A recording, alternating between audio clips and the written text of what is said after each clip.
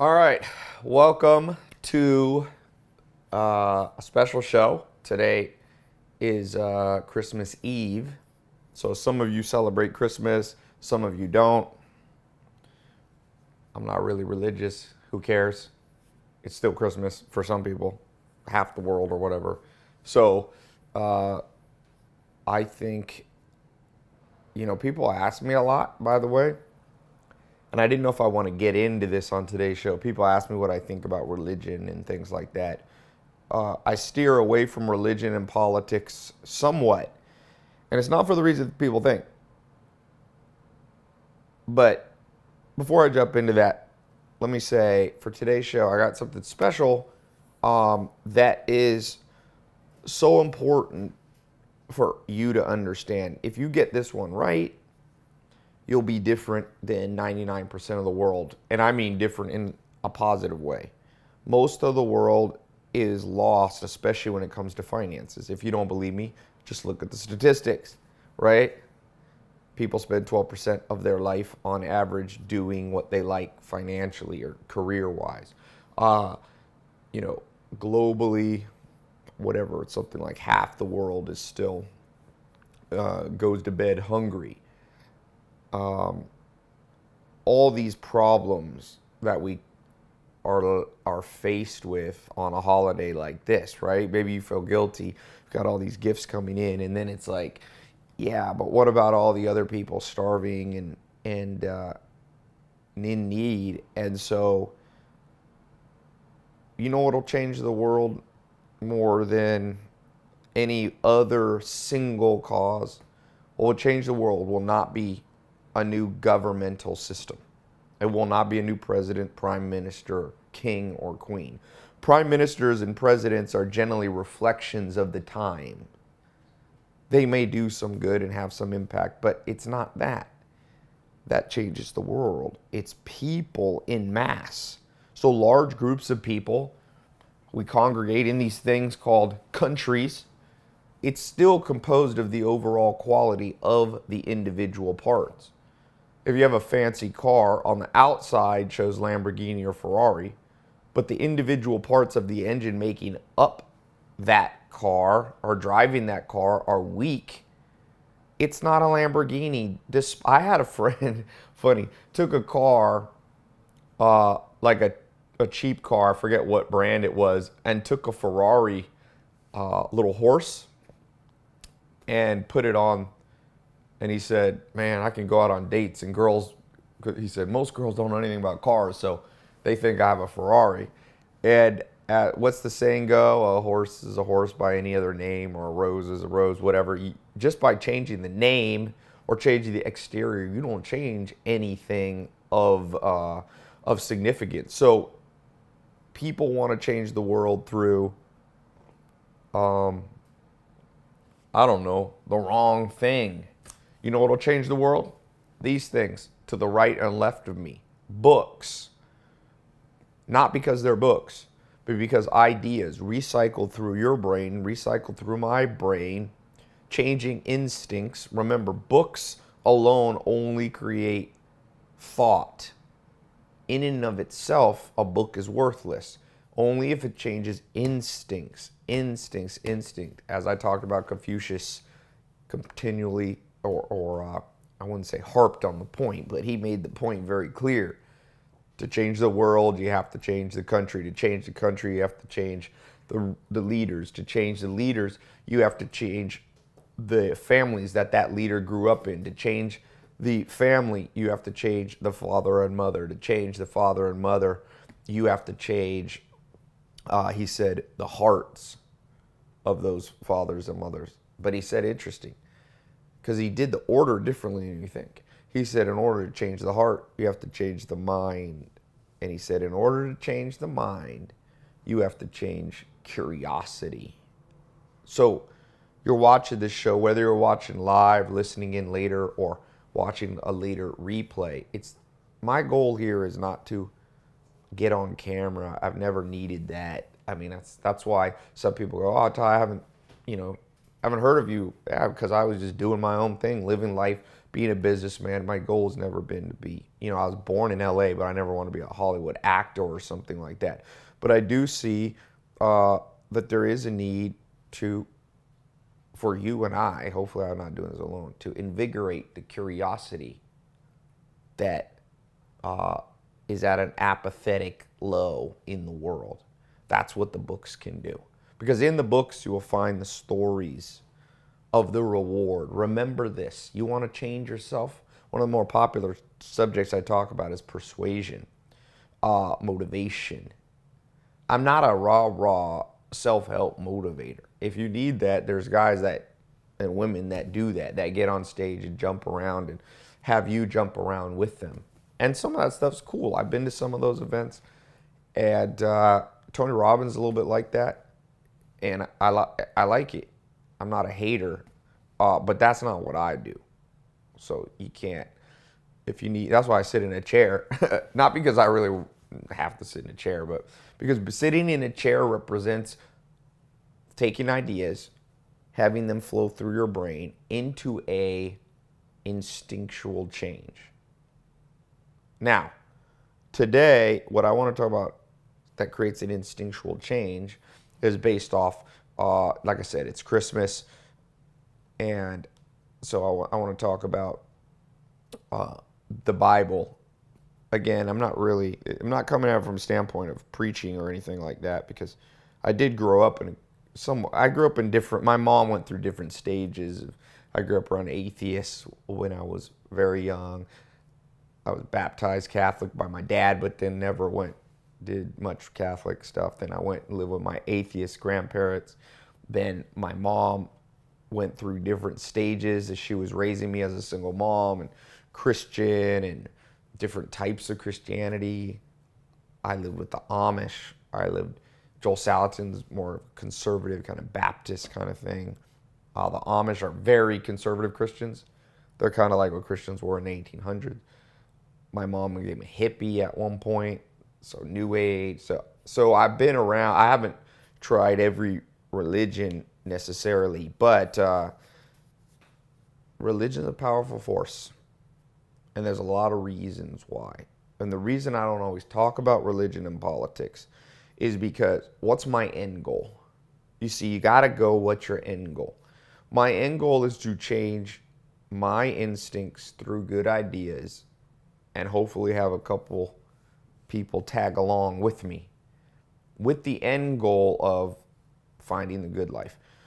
Me debating the merits of Islam, Judaism, Christianity, Buddhism, and Hinduism does not necessarily forward end goal, forward me to that end goal, or even you, because there's too much static interference in those conversations.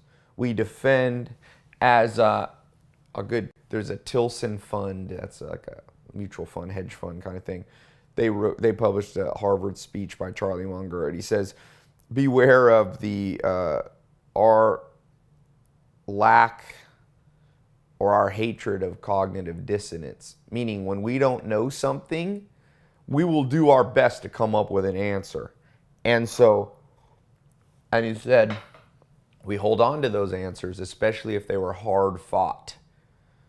So if you had some diet and you almost died, and then this diet saved your life, you're going to extrapolate you don't want the cognitive dissonance that says, is there a good diet out there? What is it? No. As I talked about in the book, Diet Cults, humans go, ooh, my diet is the best for every body type, even though we know this is nonsense. You're not going to find one diet that works for everybody. You might find some principles like drink water, eat, sleep, drink vegetables that seem to be pretty universal, but you will have a hard time. There's people who are allergic to fruit. One piece of fruit kills them. Fructose intolerance. Dr. Sharon Molam talks about it. There's people that dairy kills them, and I guarantee you there's people that thrive with dairy. People sometimes say, oh, humans are the only animal that drinks the milk of other humans. This is not a good argument. I can't believe this argument's still circulating around. Did you know every piece of meat, fruit, vegetable, seed, nut, dairy product was not created for the purpose of humans eating it. A seed, when you eat corn on the cob, the corn seeds exist. It's seed to create new corn. So the corn plant creates corn to generate new life, not to feed humans. But we hijack that and eat it for nutrients. So the same thing with milk and same thing with meat. Now, some of you will do better with no meat or milk. We know this. But not everybody. But you see, we like to extrapolate our ideas into extreme ideologies. But I believe rarely is the accurate assessment of a situation found in extremes. So if I was to today on this Christmas show talk too much about religion, it would start pinging on the hatred of cognitive dissonance of millions of people or thousands of people who watch this show and listen in. And what happens is then, you ever been driving in a car and you're trying to listen to one song and then static signals come in, and the sound, instead of hearing the song, it's like, and you turn it off immediately because you don't want to hear it. Well, that would be the same thing if I got into the exact merits. But I tell you what I do believe about religion is that there's extreme ideologies that discount the knowledge and wisdom and truth in many religions. And if you fall prey to that, like I say, check yourself before you wreck yourself. It's an old hip hop saying that I always thought was funny. I'm like, hey, you're lost if that's how you see life. I can tell you that. I don't want to go into why I think you're lost, but trust me, you are. So today, with that long preamble to what I'm going to talk about, there's a saying. So let me pull this up here. In the Old Testament of the Bible, so Christians, Jewish people, and Muslims all would share this kind of thought, or share this passage, belief in this passage. The borrower is the slave of the lender. Proverbs 22:7. The borrower is the slave of the lender. Memorize that saying. If you are completely a borrower, you are completely a slave. Now, that's obviously an oversimplification. There's times where people have thrived under debt. Sam Walton built the whole empire of Walmart into the richest and wealthiest business empire of all.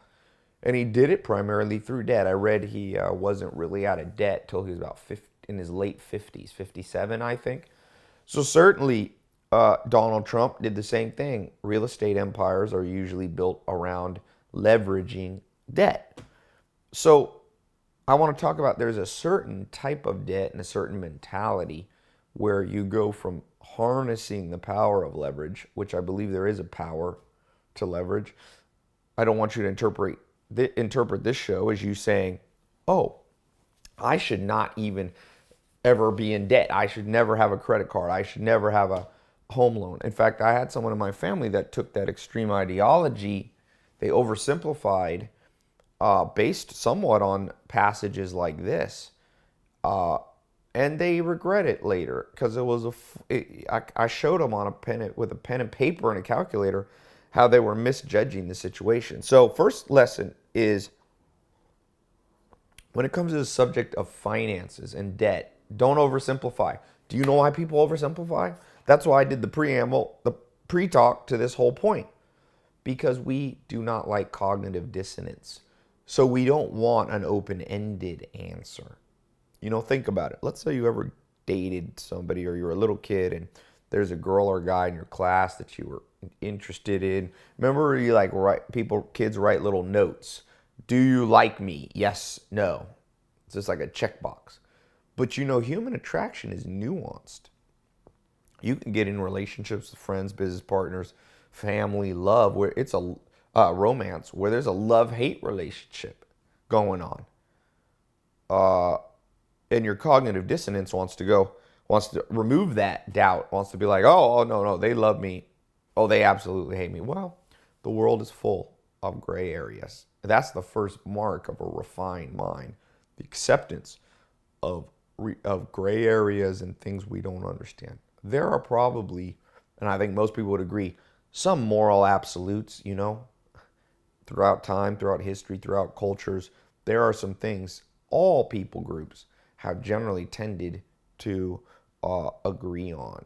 You can Google those. There's a list of interesting ones that seem to pass the test of time, and there's certainly many others that pass the test of most cultures. But when it comes to debt and your finance, it is true. The average person in the U.S. right now is about $225,000 in debt.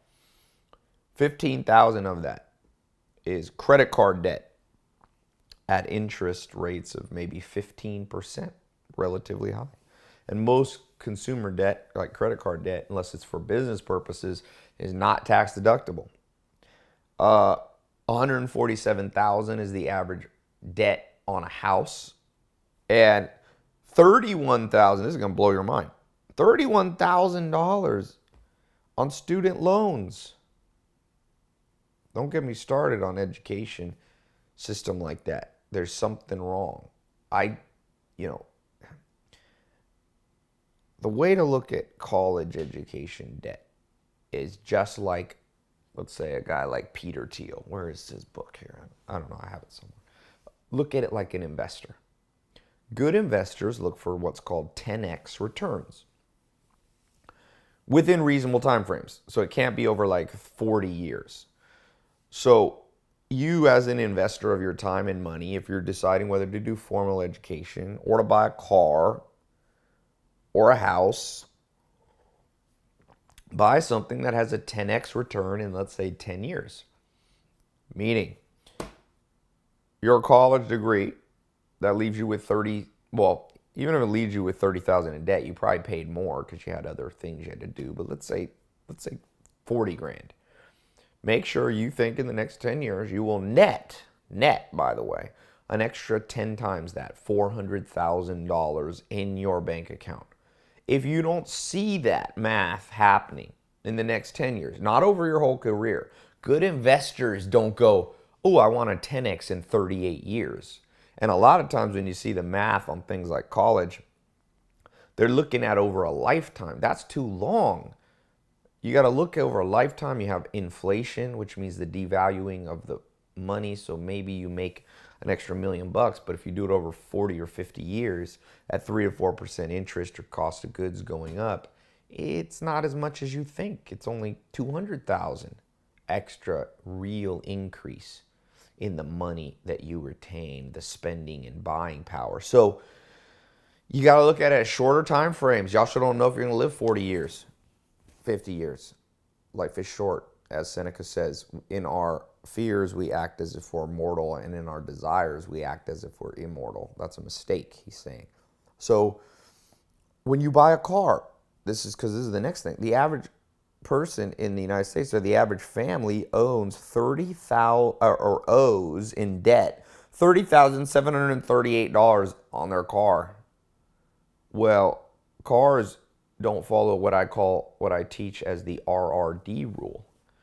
Never invest in things that rust, rot, and depreciate, or at least minimize your investments in things that are RRD, rust, rot, and depreciate. You buy a new pair of shoes, it does not follow the 10x investor rule in 10 years. Those pair of shoes are not worth 10 times what you paid for them over the next 10 years. No, they're worth ever diminishing almost to zero value. Now, of course, they cover your feet and they protect you from... I was talking to a guy who said he was on a farm working with this guy who was kind of a hippie who decided he was never going to wear shoes. And they went to cut down trees in the woods, and this guy went barefoot. And he ended up... I don't know if he ended up in the hospital, but you do need to protect your feet, put it that way. That's what that guy learned after trying to go barefoot in the woods through the brambles and briars. So shoes are okay, but if you could wear flip-flops that you get for free, And then you could take the money, the couple $100. I mean, women's shoes, good grief. Sometimes I'm like, I should be in that business. That pair of shoes costs them $50. They sell them for $500. And people buy them as if they're freaking gold coins. I mean, people like, you see in like a Nordstrom's, it's just like, people, oh, shoes. Now, I don't want to disparage nice things because I think it's okay to have some selfish goals. I think, guys I like fancy cars, fast cars, stupid stuff like that. Guys like electronic, not even shouldn't make this a gender thing. Some people like it. Some people like shoes because there's definitely guys that like shoes. Imelda Marcos type people on the planet. So the main takeaway is not whether you're buying RRD items, rust, rot, and depreciating. It's, are you buying them out of surplus? So are you so financially independent that you splurge as a celebration of the prosperity financially your experience? Because then it's fine. I believe, you have to have in the cycle of life, the winter is the hardships. I got contacted by somebody who's in the business program that I teach, the business mentorship.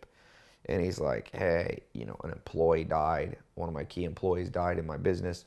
I was planning to take off Christmas and go and do what you say, Ty, go lock myself, or what Bill Gates says too, go for a week, take a whole bunch of books, have a thought vacation. And he's like, I was going to plan the upcoming year and do all this. And he's like, this person died and revenue dropped in one of my businesses and I got to go back in the trenches. And I said, hey, when that day and that phone call comes, that rainy day, that's the winter of your life, and appreciate the winter. And then I told him, well, don't go on the vacation as much. You got to go into the spring and summer. Spring is where you plant seeds and experiment with new things, and the summer is where you put in the hard work to bring those seeds to fruition, and the fall is when you celebrate. See, he had decided on his terms, now celebration, rest and relaxation are our time. You can't always dictate the seasons that you have. So if though you have been through the winter, you have planted seeds of experiments in the spring, you have pushed them through and done the tests and observations and iterated over and over in the summer, and now it's the fall of your life, then go buy the shoes, go buy the Lamborghini. Of course, I hope you do other things too besides that. I hope you give back and share and all that, but you can do some selfish. Why not? I don't see anything wrong with that. And so buying the shoes, the rust, rot, and depreciating items out of scarcity, though, is a fool's game, right? Wear the flip-flops. Be like Joel Salatin. My mentor told me, Ty, I slept in the attic of my house, of my parents' house, for the first 8 years when I married my wife, Teresa, so that we lived on $100 a month budget, and we took all the rest of the money and we saved it. We grew our own garden. We grew our own food. And out of that came a world-changing idea and business and farm and everything that you want in life came from that. It's a great tweet that I posted. I actually retweeted somebody. Thank you, all of you who post good stuff. I love it. And there was a speech here that says, by Sigmund Freud, one day in retrospect, the years of struggle will strike you as the most beautiful. Now, notice the precision of words here. The years of struggle will strike you as the most beautiful. Here, there's two types of struggle. There's one type of struggle that will not strike you as beautiful. There is a way to thrive even in the struggle, and there is, number two, what you don't want, the apathetic struggle. So, remember Thoreau, that quote that I give? The mass of men lead lives of quiet desperation. What is called resignation is confirmed desperation. So, if you find yourself in the winter of your life, whether it's with your body, health-wise, physical, or it's with money, wealth, or it's with love, with friends, family, and romance, or whether it's your personal happiness and what's going on emotionally in your mind. If you find yourself in the winter and you've resigned yourself to stay there, resignation is actually confirmed desperation. And Freud was not saying in retrospect, the years of your apathy will strike you as the most beautiful. No, the years of apathy where you wallow and stay in an experiment or in a situation that should have just been run as an experiment, but you resign yourself. Famous set of research done, which now is considered unethical, but they were able to do it, where they started shocking dogs. And they put dogs in a cage, and it wasn't super strong shocks, but it wasn't the nicest experiment. And they shocked these dogs, but the dogs could not get out of the box. They were completely penned in. And what they found is the dogs at first would try to claw their way out. See, the dogs at first were not apathetic. But then, once they realized or felt that they were in a helpless box, couldn't get out no matter what they tried, they just laid down and took the shocks. Bzz. The interesting thing, and it shows our psychology, because humans, one of the cognitive biases in our brain that cause us to make misjudgments and mistakes in our decision-making processes is called Pavlovian response, which that was a negative Pavlovian response, right? The shock, and you'll see why, because they took those dogs, they took them out of like little pens that were covered, and they put them in just a box. So it had three sides, but the dog could easily have jumped out of the box. They shocked the dogs, but the dogs that had been conditioned, and this is an experiment on what's called learned helplessness, the dogs that were shocked began to lay down, even though they could have gotten out. They were desperate. That's confirmed desperation, their resignation. Martin Seligman talks about this in his book, Learned Optimism, I think, or something along those lines, the famous psychologist, right? So for you and I, the years of struggle that you were climbing out of the box will look beautiful to you. The years that you look back and find yourself having resigned yourself to the station in which you are today or were at that time will not strike you as beautiful. Those will be what we call regrets. Those will be intense pain. Those will bring you to the place, like Chief Tecumseh said, when it comes to your time to die, do not be like those who cry and weep and ask for a little bit more time to live their life over again. That's what most of the world is headed towards, unfortunately, but most people are headed towards. They have forgotten about the optimism that through the winter's clouds comes often and almost inevitably the spring.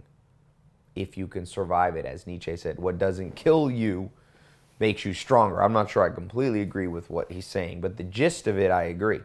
So when it comes to finances, specifically, if you are struggling financially, I can diagnose it in the same way that my mentors diagnosed my problem when I had $47 in my bank account and I was sleeping on a couch in a mobile home in Clayton, North Carolina.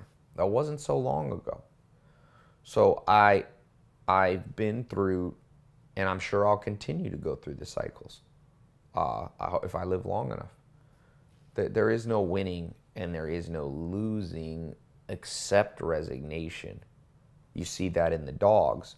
The dogs, once they decided to lay down at every shock, they had lost the game. That's losing. So let me just give you this simple kind of way to look at life. It's a reframing. And the way you frame your life, just like those dogs, the second they had framed themselves as we can't get out of the box when we're being shocked, they no longer attempted, and they created a dungeon of their own making that wasn't real. That's the mass of humanity. You can see it if you don't believe me. Go out to dinner, or maybe this holiday while you're out with family. Listen to the conversations, because inevitably around the table, somebody in the family will start lamenting the economy. Or no, when it comes to debt, as what we're talking about today, people will start lamenting the banks. It's the banks and the credit card companies. See, the credit card company, or it's the universities. See, they're putting us debt, or there's the government that's not giving us free education. Blah, blah, blah. That is confirmed desperation in the form of resigning yourself. Once you blame it on the government or the credit card companies, can you change the credit card company? You think you can storm the gates of the credit card companies and say, you're charging 28% interest? I am a crusader for the rights of man, and I think it should be 12%. You know what works better? Showing people how to thrive so they don't get in so much credit card debt. No one forces people to go into credit card debt.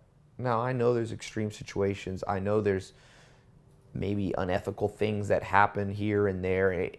I'm just saying, this is out of your control. Like the 7 Habits of Highly Effective People by Stephen Covey, he talks about do the things in your control. And that's what Benjamin Franklin talks about in his book, a little pamphlet, The Way to Wealth. He says, well, while people are complaining about the things they can't change, all the taxes and this, ask them, well, when's the last time you read a book on finances? Did you wake up at 5 this morning? That was in your power. And before you went to work, do a workout on your brain when it comes to finances. Did you read what Warren Buffett says about money? Did you read what Benjamin Graham said about money? Have you read the book, A Few Lessons for Investors and Managers? Have you read Rick Adelman? Have you read Susie Orman? Have you read Tony Robbins' book on money? Have you listened? Have you learned to invest? Do you have mentors who are financially sound? Because that's all within the complaining person's power to do. Nobody really lives in regimes that completely control you. Even strong communistic or controlling governments, let's say China. People tunnel through the internet right past the Chinese government. Millions of Chinese people are doing that. It's hard to censor people now. So now we have these things. So next time you see somebody complaining, say, well, are you following 7 Habits of Highly Effective People by Stephen Covey? He says, do what's in your power. Once you max all the things out that you could do, then you get a ticket. It's called the ticket to gripe and complain. I want to start printing those tickets and go, hey, I hear you whining a lot about externalities, and I wonder if you've earned the right to do that. People are like, what do you mean? You go, well, see this little piece of paper I have? It's monopoly money, but it actually gives you the right to complain about the government. It gives you the right to complain about taxes. It gives you the right. Do you want these? Well, how do I earn them? How do I get that monopoly money? Well, you had to put in 10,000 hours of work understanding finances. Deal? Once you got your 10,000 hours in, learning how to invest money, learning what not to invest in, learning to efficiently think like an investor. Even if you're not an investor, I'm saying, once you got 10,000 hours in, you get this piece of paper. Then you can complain.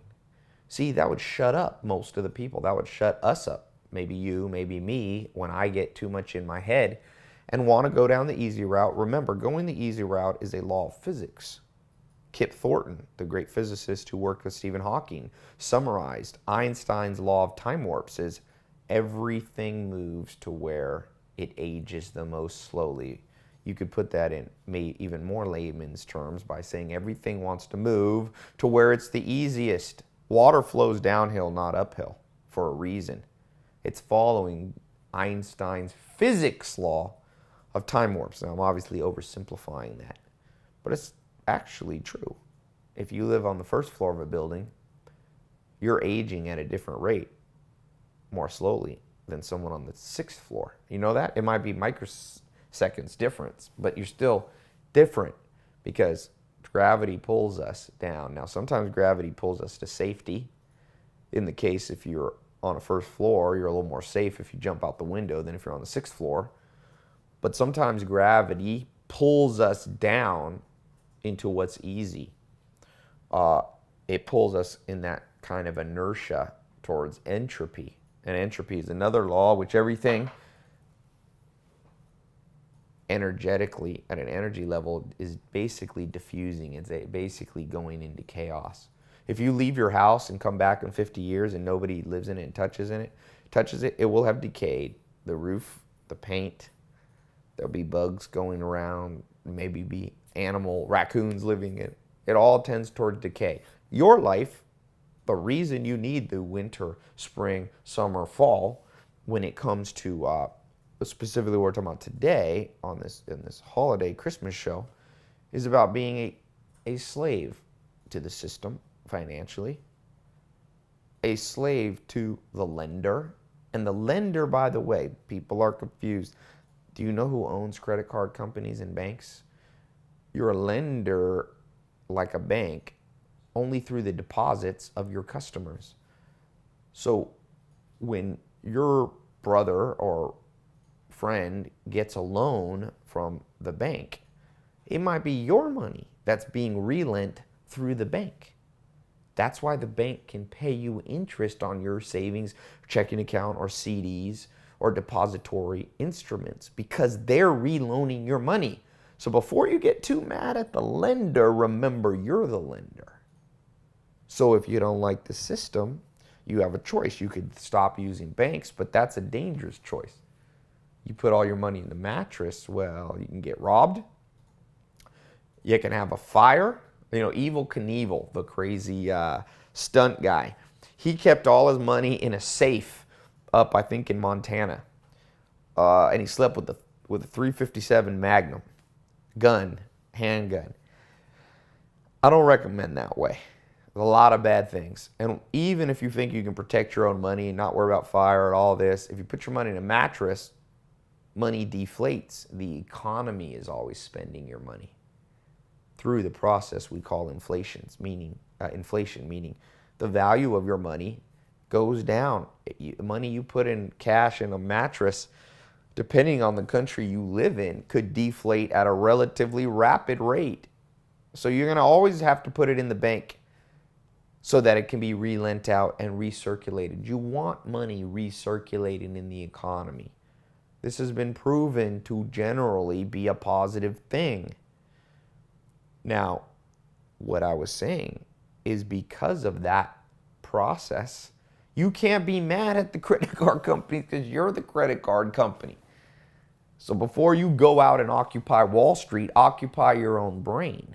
You know who owns Wall Street companies? You and I. If you own any stock in 401k, IRA, whatever it is you invest through, S&P index funds, it's all you lending your money out and circulating. So what we don't need is a world where we rail against lenders. Now, let me just say as a caveat, there's unscrupulous lending practices and there's laws against it, and sometimes people get caught and they go to jail, and sometimes they don't get caught. What's that have to do with me and you? Now, if your life, let me say, there's a certain percentage of us that should become literal crusaders for justice. They are, maybe you're the next Cesar Chavez. You're the next Martin Luther King. You're the next Malcolm X. You're the next Mahatma Gandhi or Nelson Mandela. And your destiny is to be an advocate against injustice. And so if that's you, then you can make your life passion to go and occupy Wall Street and to go in this and that. But don't get twisted up in your mind the real diagnosis. Occupy Wall Street, I'm sure, has many accurate things to it. But it's an extreme ideology, and generally extreme ideologies are inaccurate in the sum. They're broad. They might be accurate at this, and this, but they're rarely right about everything. And they're often grossly inaccurate in many important things. So going back to what I was saying about this debt, I want to offer you some new approaches. Why don't you lend money yourself? Even if you only have $100 in bank account. And I'm going to show you a cool way to do that. There's a charity out there. There's a few of them. The one I know best, I'm not affiliated. I'm not promoting them in any way besides just word of mouth, is Kiva, Kiva. It's a very interesting charity. I've been watching them or part of them since they really first started. Someone told me about them, and they're pretty cool. What they do is you donate to them.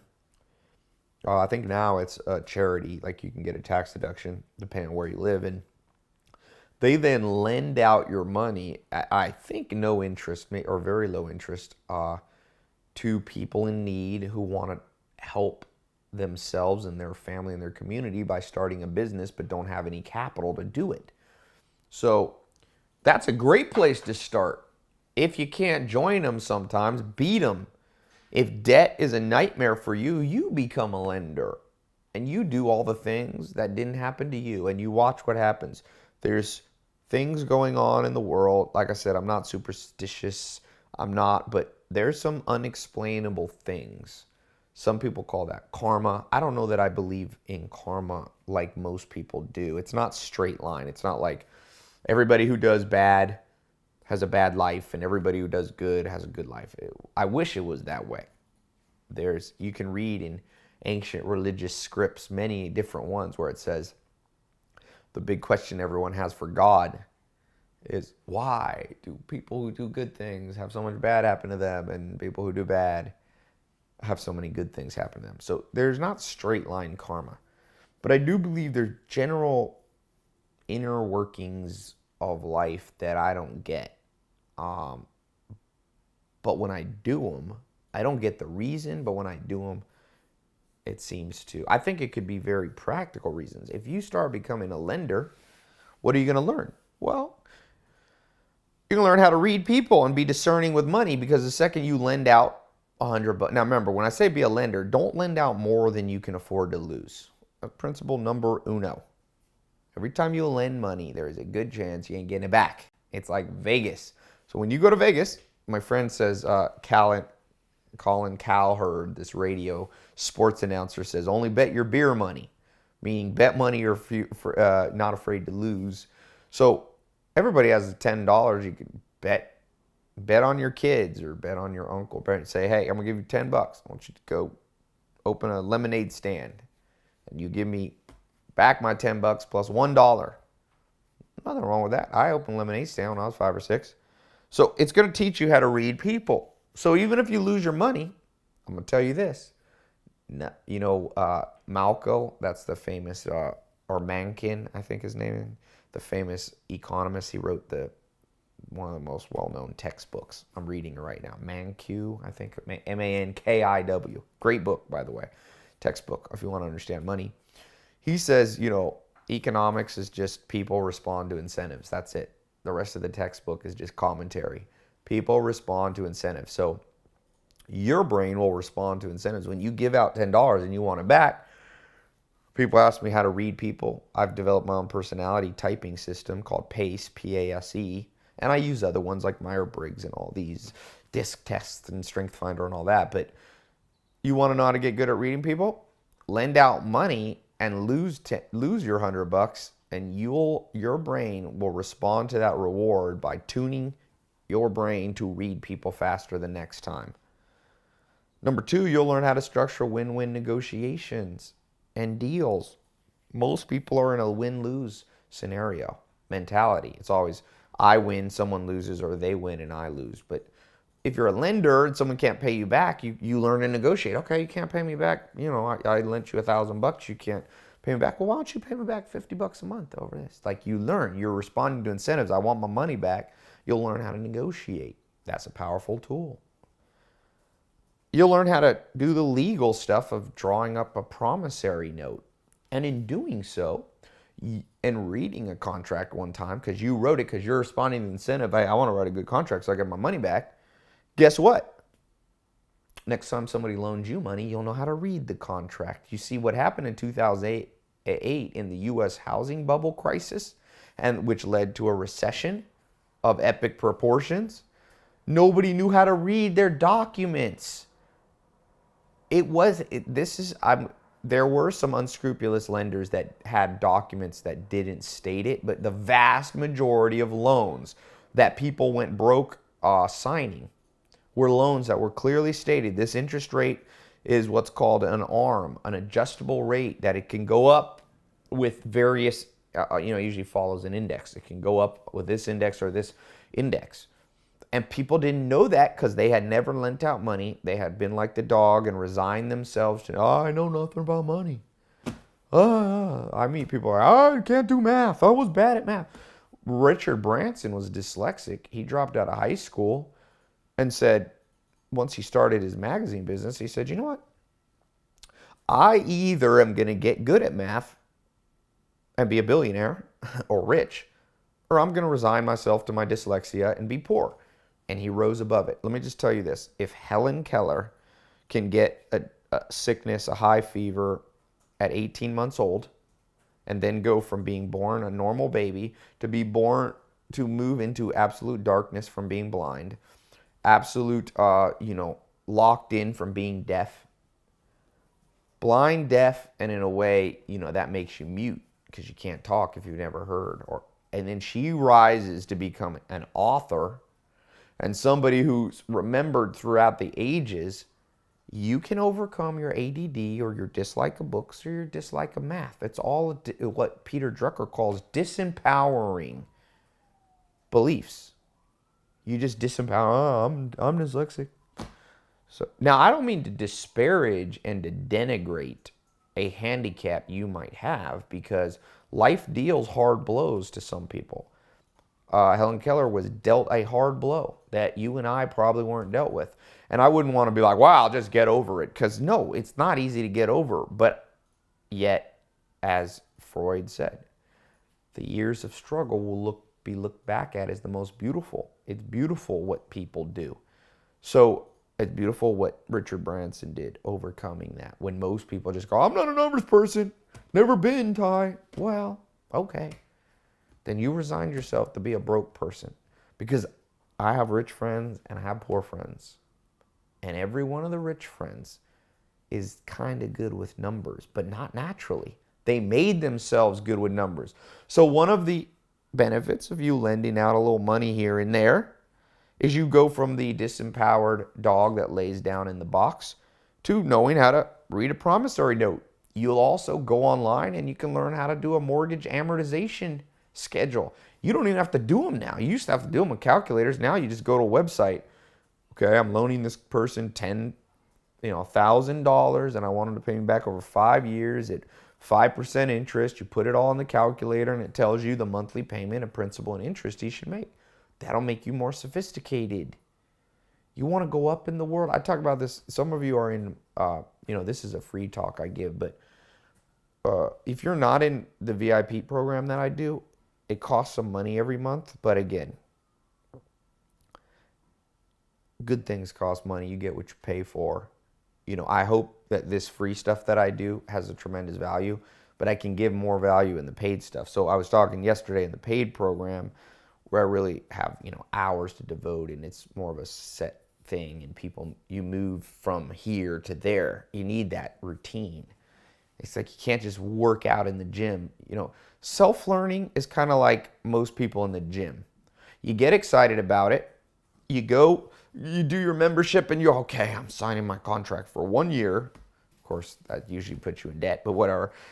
You sign it, you get toured around the gym, you're excited. You're self-learning. I'm using my willpower, and I'm going to the gym. Woo! And the average person I read goes to the gym once. Being in the gym business, you make a lot of money because your equipment doesn't get used very much, because 90% of the people that are on the monthly self-help come to the gym when you want program never come. It's only 10% of hardcore users. I don't know if it's exactly 10, but you get the point. So self-learning has no routine. When you get a personal trainer, or you get a bunch of friends that say, we're going to show up at your house every morning, we're going to go jogging together, we're going to hit the weights together, and then you do it in a routine. You don't just, you see people in the gym, they're like, oh, I'm going to do that. You see people doing, I saw a funny video where showing people like who use the machines wrong. So it's like you're supposed to put your legs on it. People have their arms under the leg curl machines and all this. That's self-learning. And I hope you do some self-learning.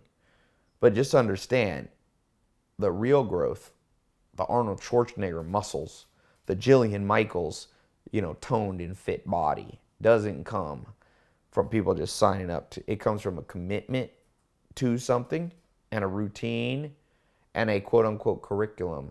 Okay, we're going to do this exercise on Monday and this one on Tuesday, and then we're going to take a rest on Wednesday, and that gets you what you want. So for those of you in the VIP program, that's what you're getting. And I charge less than the average person spends on coffee per month. If that's too much money for you, you are in a scarcity mentality. I'm telling you. Scarcity mentality. I'm on this big experiment now of really testing the boundaries of scarcity versus prosperity. So one of the things you can try with me if you want to try to experiment, try giving away a lot of money to charity as an experiment, to the point where maybe you feel like you're going to be broke and not able to pay rent. Just try it. I don't know the outcome for you. I don't know. I always like to experiment, but try it long enough. Don't run it for one time. Give it a little time. Give it 67 days or give it an 18-month trial. Try it. Try lending out a little bit of money. That's a prosperity mentality. You're lending out, knowing you might lose it, but knowing that even if you lose the dollars, if you do it right, what other principles? I talked about 3 or 4. Number 5, you'll learn how to deal with conflict. People who aren't going to pay you back. Not only will you learn to deal with the conflict of people to people, so you going, hey, you owe me my money. And they're like, no, I can't give it back. And you may be having a little conflict. Say, well, maybe compromise. Well, what about this? Da, da, da. But you're going to learn how to deal with the conflict in your own brain of how do I cope with, quote unquote, making a mistake with that person that I gave money for. That's a skill, to learn that conflict with yourself. And when you lend out a little bit of money, you will not only become better at conflict with yourself, with others, but with yourself. And I think in general, the reason, remember I said the way that life, you have the winter, spring, summer, fall. The spring is a series of massive experimentation. Nobody does this phase right. This was not taught to you in school, which is a tragedy of epic proportions, because the reasons modern science and research in schools even exist is what? They exist because of the scientific method, which is 7 steps. Ask a question, do the research on it, form a hypothesis, test, observe, analyze, submit to peer review, and off and round you go. So what happens here is the reason people can't deal with conflict, either in a negotiation financial setting or with themselves in their own brain, because I put a little post on my Twitter. I said, let me read it. It said, and a lot of people, retweeted it and quoted it, because we can all understand. If you find yourself looping a negative thought over and over, what's the solution? I said, stop and realize that life is abundant. There are many fish in the sea of life. The main reason people can't cope with failure, i.e. conflict, is scarcity mentality. So let's say you loan out $100 or $1,000 or $1 million to somebody. The main reason you won't do it again if you don't get the money back, let's say that it's fails, quote unquote, then you'll start looping. A lot of you can think of relationships where this happened. You dated someone or befriended someone or went into business with somebody, and it's like, oh, you're looping. Oh man, why did I do it? What did I do? It's because you come from a scarcity mentality. I won't be able to find. I was reading this book, Attached by Heller and Levine, 2 researchers, which said, you know why people loop when they break up in a relationship, in a romantic relationship? One of the most common ones, there's 3 types of people, they said. There's secure, anxious, and I forget the third one. I'll remember in a second. The third, detached, it's not the word. Avoidant, there's the word. So they said if you're anxious, people who are jealous and who loop a lot, you'll often, it's because you have an overactive engaging and disengaging or activation system in your brain. So some of it's normal, you're not going to change it. But what your brain does and why you loop is because you imagine, your mind plays tricks on you, that there's no more fish in the sea.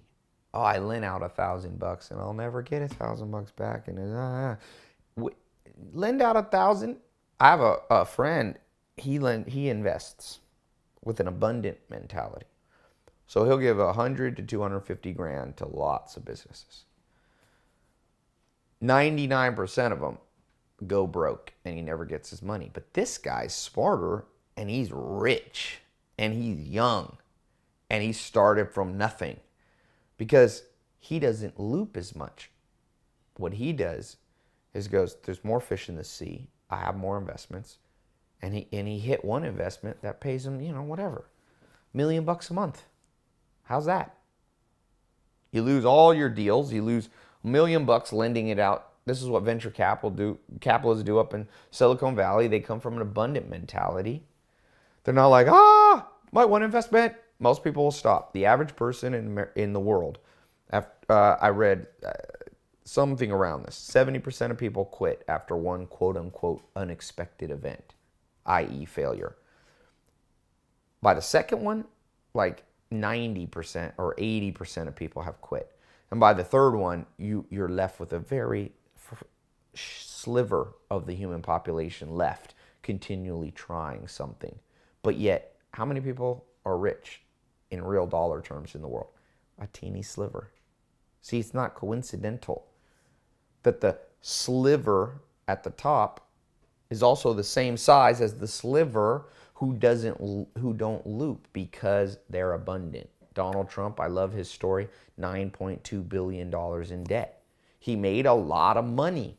In the 80s, he said, I came out of, my dad, he comes from a family of real estate moguls. He then went to Wharton. He then came out of Wharton. He was winning. He was winning. He grew up in a winning family. He went to Wharton. He was winning. He came out. He started doing real estate deals in, I think, the 70s and 80s, making every deal he touched went to gold.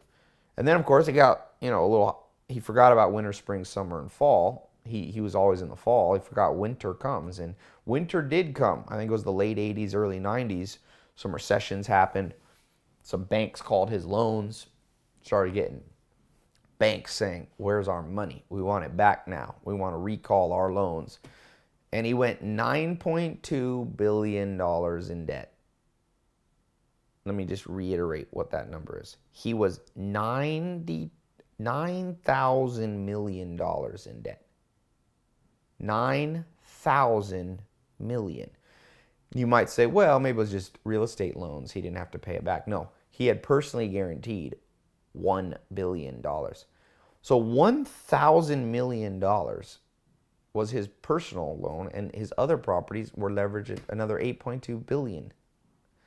How'd you like that? He said, I walked down the street past a homeless man and realized that homeless man was $9.2 billion richer than me, Mr. Donald Trump. But the good thing about the story is, did he loop over it? No. Most people would resign themselves like the dog. They'll go in the box, like Martin Seligman talks about. Confirmed desperation, Pavlovian response. They'll begin to blame. Oh, it was the economy. It was this. It was that. Oh, it's the tax. It's the tax rate. The tax rate is why I'm poor. It's the Democrats. I'm sure it's the conservatives. It's Obama. That's why I'm poor. No, but Donald Trump didn't do any of that. Now, I'm not saying you're wrong. I'm just saying consider an alternative. Donald Trump said, pull his sleeves back, then double down on what worked before. He said I had gotten distracted. He said I was going around the world chasing models and women and not keeping my eye on the business. And he said, I learned, don't do that. And he put his eye back on business. And now he was $9,000 million. Imagine that. Waking up, your bank account says negative 9,000 million. You know what most people do? I'll tell you. I had a place in Miami in the year 2008. I lived there part-time. My lawyer, Liam, I was talking to him, Leor, sorry. And he said, yeah, I'm dealing with a lot of clients that are jumping out windows, committing suicide. I said, what happened? He said, man, they went into debt Miami was overbuilt, about 50,000 units. I think he said overbuilt, meaning there's 50,000 more places than there are people. And he said, I've got clients, my law clients or friends of friends, they're jumping out windows. I said, how much are they in debt? Oh, $500,000, $1 million. And you know what? That's looping to the extreme. That's what suicide is, because you're sure, because you come from a scarcity mentality, that there's no abundance there to fix it. Donald Trump had more courage. 9,000 million. His bank account said negative. Now, it didn't literally, but figuratively. 9,000 million. You know how many zeros that is? Most people at $1 million in debt would just give up and be like the dog in the box. But I like Donald Trump. I mean, I'm sure he has flaws. Whenever I say I like somebody, it's hilarious. People come out of the woodwork. It's like the comedian Brian Regan says, people paratroop in with their, well, Arnold Schwarzenegger didn't do everything right. I'm like, what are you talking? That's what I feel like doing. Did I say I found a saint in Donald Trump or Arnold Schwarzenegger? There's people who write negative things about Mother Teresa. I don't care. Keep your paratrooping to yourself. You can drop in on some low IQ people who will want to listen to your babbling. I'm not talking about you. I'm just saying whoever is like that. I hate it. I'm like, you're a moron. That's what you just told me. If you paratroop in and tell me how Donald Trump's not perfect, somebody did this about Sam Walton. Paratroop in on the cool story of Sam Walton was how he built this thing from nothing. I didn't say he built the right thing. If I talk about Alexander the Great, I'm not advocating martial conquering of nations. I'm like, I want to look at people and go, you ain't going nowhere in life with a brain like that, my friend. The point of when I talk about Alexander the Great is, what are the principles that were effective in his goal? Then I'm not going to have the same goal as him.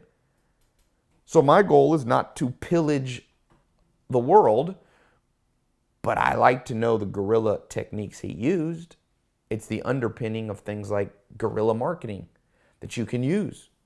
It's the underpinning of winning as an underdog. So please stop the paratrooping in about humans' flaws. It's literally like somebody came to me and would be like, I'm like, I like swimming in the pool. And they're like, but the pool's wet, Ty. Did you realize that? I know the pool's wet. Pools are wet. That's why we call them pools. Water. In the same way, when I talk about humans, as you bring up flaws and mistakes in them, I'm like, that is what humans are. And in the flaws and mistakes, as I swim in them, I see the principles that I would like to follow, both to do and to not do.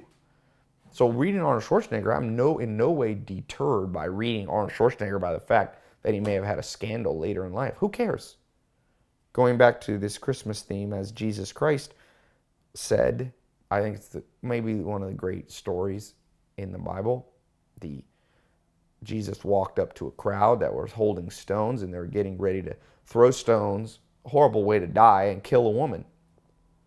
And Jesus said to the crowd, what are you doing? And they said, we caught this woman, or this woman is an adulterer. And we know she is because we caught her in the very act. We saw with our eyes she was cheating on her husband. And back then, according to the Abrahamic law, you could stone an adulterer. Now, they were now seizing an opportunity because in the story they hated Jesus. So they said to Jesus, well, what do you say we should do? They're always trying to catch Jesus in these stories, like in the gold coin story about rendering to Caesar what Caesar and God to God. So they said, what do you think we should do, Mr. Jesus? And Jesus gave the greatest answer you could give. A Solomonic answer, a wise answer. He said, well, I think whoever here is without sin and error and mistakes in their life, you're allowed to you're the first one to throw the stone. Who's ready to throw? And you know what everybody did? They put the stone down because everybody has it. So the point being, when I read Donald Trump, I do not care about his hair. and various frivolous things that most people want to fixate on. And just not to go off on a diatribe, but the reason people fixate is it comes from a position of desperation and scarcity. See, people in a position of desperation and scarcity, they are no longer able to say, well, Donald Trump and Arnold Schwarzenegger just did what I could have done, but they did it better. See, when you're abundant, that's why with people with high self-esteem can give out compliments, because they have so much in themselves that they admire their high self-esteem. Hopefully it's not delusional, but assuming it's healthy, high self-esteem, they can dole out these things because they feel good about themselves. But people who constantly paratroop in, they're in a position of scarcity. They have nothing to give themselves because their brain accurately assesses that they're not worth complimenting, and so they have nothing to give. You don't be that person. We've been talking today about financial prosperity. We've been talking about a little bit about debt.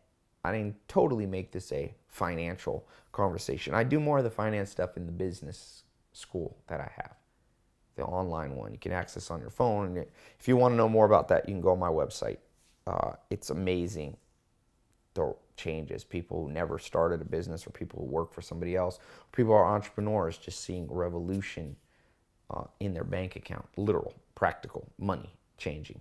But for those of you who are in the winter, you're in huge amounts of debt, try the little practical thing. Lend out a little bit of money. But do it attentively, do it wisely, do it knowing you might lose that money, so don't do too much. Those of you who are more abundant and have a lot of money, experiment.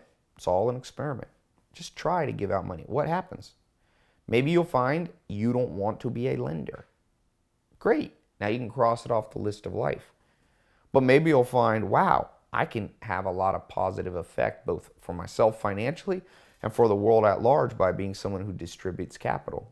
The world needs people who distribute capital ethically and wisely. Never forget that. Just like the world needs people who crusade for charities and rights of man and women and the rights of the poor and injustice, or fights injustice, the world needs people who distribute financial capital. That might be you. You might say, I'm not a numbers person. Become a numbers person. It ain't that hard. Get a little calculator. Do one math exercise a day for the next month. Just go, what's 17 times 18? At first, it's going to seem impossible. But eventually, like doing push-ups or doing pull-ups or jogging a marathon or being born blind and deaf and learning to read or write, or being born dyslexic like Branson and learning to read and write, it becomes easy. Okay? So, for the holidays, make it a holiday where you're not like the masses, where you're investing in 10x investments, where you're buying and spending, not consumer RRD spending that benefits other people, but you are spending on things that could return you 10 times what you spent over 10 months. Over 10 years or shorter. So if you're listening, replay, or wherever you're listening, and there's a comment box, or you can leave a review, leave me a review that answers this question. What's the biggest area in your life you've been a victim financially, whether it be debt or otherwise? And number two, what's the biggest thing you learned from our conversation today that you're going to implement as an experiment to try to change, move forward, evolve, go up the chain, and not let entropy drag you down? So answer those two questions. If you have more, reach out at Tai Lopez. Have a great holiday. Hopefully your holiday is a period of harvest, fall, the fall of your life. But if it's not, who cares? Just always remember, holiday is just a calendar day, and calendars aren't real. They're illusions and man-made. Focus on the things that are not man-made. Focus on the things that are part of nature, universe, or God. Focus on those, because those things are immutable, unchangeable, and must be conformed to. You don't have to celebrate a holiday. If you feel lonely and depressed around your holiday, do not celebrate it. Who cares? Move on. The Aztecs didn't celebrate Christmas or even December. They lived fine lives. So did the Sioux Indians. So did the Hadzas in Tanzania. So did the Ache in Paraguay. You don't need this, but there's no reason to discount it. You can make up man-made days and celebrate them too. Don't be driven by insignificant, unimportant things. You focus and fixate your mind on the things that are urgent. Fixing health, wealth, love, and happiness, that's urgent. Holidays aren't. Hopefully you'll have a good holiday. Those of you who aren't, who cares? Life will be good. Get through the winter, get to the spring, keep moving through the cycles over and over. Be patient, and talk to you soon.